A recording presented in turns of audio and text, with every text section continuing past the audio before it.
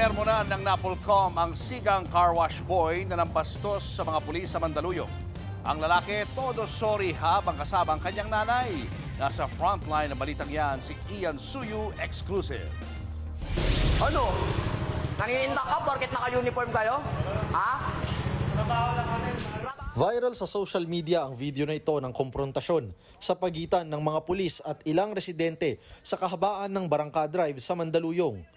Nag-ugat yan nang sitahin ng mga nooy nagpapatrolyang pulis ang pagve-vape ng mga lalaki sa tapat ng isang car wash. Ha? Ano? Kami? Sa private property kami. Ito. Nasaan ba kayo? Oo. Maya-maya, humantong na ang sagutan sa paghamon ng isa sa mga lalaki. O, bumaba ka rito. Bari mo yung uniforme mo. Sa huli, umalis din ng mga pulis. Sa isa pang video na nakalap ng National Police Commission o NAPOLCOM, kapansin-pansing walang mga suot na pang-itaas ang mga car wash boy na nakaalitan ng mga pulis. Labag yan sa Safer Cities Initiative ng DILG. Kung ikaw ay nakausap ng ating kapulisan, hindi naman lisensya yun na bastusin mo ang taong naka-uniforme. Hindi tayo makapapayag. In the same way na kino-call out natin yung mga abusadong pulis. Ayon sa NAPOLCOM, bukod kasi sa pagve-vape ay nakita rin daw na walang suot na pang-itaas ang mga lalaking sinita ng pulis. Bagay na mahigpit na ipinagbabawal sa ilalim ng Safer Cities Initiative na pinatutupad ng DILG at ng PNP. Ayon naman sa manager, nagulat daw siya sa gulong kinasangkutan ng kanyang mga tauhan. Nalinawan na lang kami nung kumalat yung video na ang nakatalo na pala talaga niya totally is mga pulis na.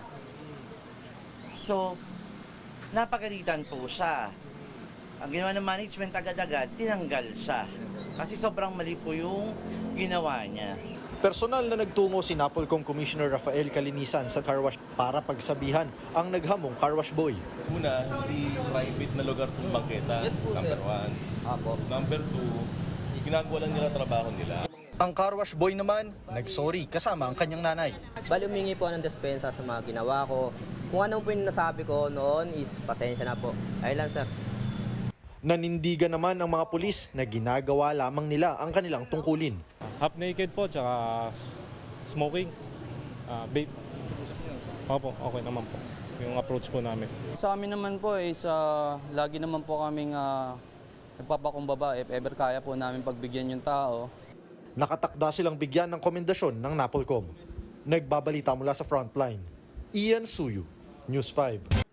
Mga kapatid, Julius Babaw po. Para sa komprehensibo at makabuluhang balitaan at talakayan, mag-follow at mag-subscribe na sa social media pages ng News 5.